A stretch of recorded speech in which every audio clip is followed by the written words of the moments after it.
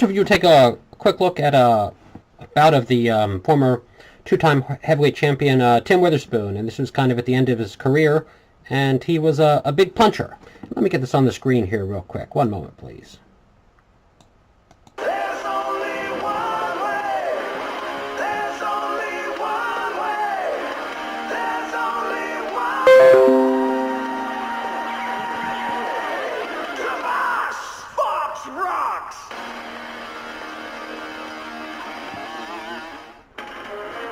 Here in Las Vegas, we're at the Green Valley Ranch Hotel and Casino, and we're just about set to go to our first.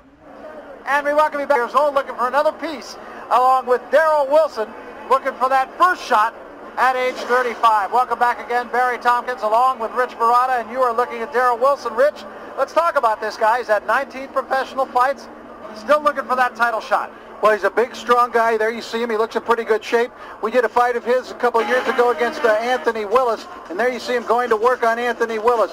Darrell can bang. There's no question about that. All you have to do is ask guys like Shannon Briggs if he can bang, and all you have to do is ask a guy like Anthony Willis, because Darrell really put it to him, and as you can see, finished off Willis with a knockout. So he's had some impressive victories along the way, but when he's fought guys who have been big punchers, he hasn't been able to hang. David Izon, David Tua, and that's been his problem. Well, Tim Witherspoon has been a big puncher in his career at times, and so he's going to have to prove that he can survive the big right hand that Witherspoon has to offer and come on and shell out some of his own damage. Yeah, and I think, as we mentioned earlier, I think this fight is really all about Tim Witherspoon. Darrell Wilson is going to be what Darrell Wilson is. The big question is what most impressive victory, though, against David Bastos.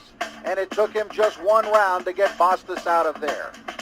So what now is left for terrible Tim Witherspoon? Perhaps a shot at a third world title? Tim Witherspoon has the wisdom, the knowledge, experience, most of all, to win the world title again. And Tim Witherspoon certainly has the confidence, but whether he still has the reflexes and he still has all the skills requisite of winning a world championship once again is something that is yet to be determined. Yeah, and I think what he's doing really is looking at George Foreman and looking at guys like Larry Holmes and saying, if they can do this, I can do it. Witherspoon on the defensive. Witherspoon tends to fall into sometimes fights that can be kind of drudgery to go up against him, because the fight turns into a very patient affair, which is what Witherspoon likes. But if you can keep him busy, keep him tied up, in other words, you get your offense off first and get some power shots on him, I think you might have a chance here tonight. Yeah, and I think that's another thing that Tim Witherspoon has done over the years. And let me advance this a bit. And with that, we do come to our main event. I tell you, I'm impressed with the outfit of Amy Hayes tonight. That is definite Las Vegas, Barry. Definite, and Elvis is alive in Amy here I think you should get one of those. That's a great Elvis outfit. Round number one. Tim Witherspoon, as you can see, considerably bigger than Darrell Wilson. Wilson trying to live up to his nickname of doing damage. Work out. Witherspoon is not a guy who is going to get knocked out very much, although it has happened a couple of times. Happened when he went over to Copenhagen to fight Brian Nielsen, but he said he only trained for 4 days before that fight, got himself whacked in the fourth round, and then his old pal Greg Page stopped him. Let him up. They fought a couple of times, but he stopped him back in June of 1999. 1999, a tough year for Tim Witherspoon. He fought twice, he lost twice, both by way of knockout. But since then, even though he's fought guys who are not quite his caliber, he has put together a little bit of a streak, winning 7 of his last 8. Well, I think Witherspoon was going through a few years there where it was a little hard to get motivated for him, probably. Step back. Thought of himself as a journeyman. I think what happens is he's been encouraged by his recent success, the way he feels he's a real fighter once again, and not just somebody going around. I tend to believe what he says about his fight with Brian Nielsen. I mean, there's just no way a guy like Brian Nielsen should ever beat Tim Witherspoon. Well, to be really candid, I had a chance to do a number of Tim Witherspoon's fights when he was, both when he was the champion and when he was going after the championship, and he really oftentimes would just show up out of shape, and he had a lot of guys around him who probably shouldn't have been around him. And just a guy who did not come up to his capabilities. He was an underachiever. Now he's trying to disprove them. You saw Witherspoon land a left there, and also just before that he flashed the right hand. You've got to really look out for that, especially when they're in close like this. He will throw the right hand. He kind of lulls you to sleep. He's leaning up against you. You don't think he could possibly throw a right hand over the top from the distance that he's at.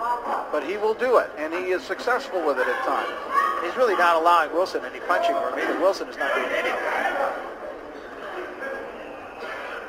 Darrell Wilson came out fairly strong, but I think he tasted a little bit of what Tim has to offer. Now has backed off some. Right hand at the top of the head by Witherspoon. Been a great weapon down through the years for Terrible Tim.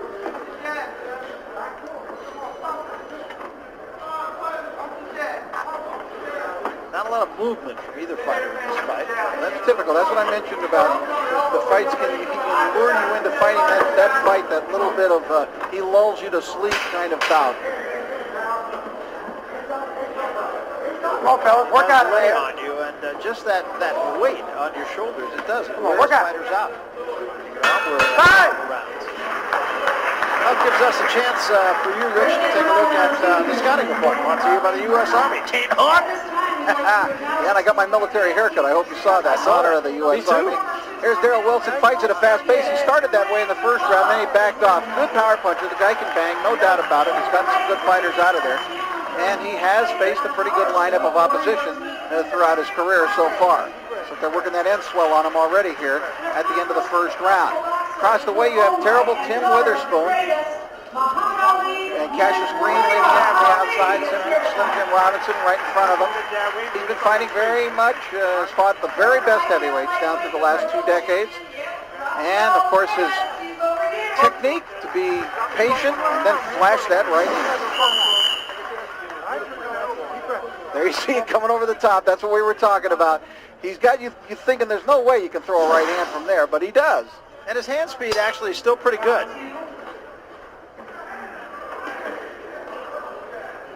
Right.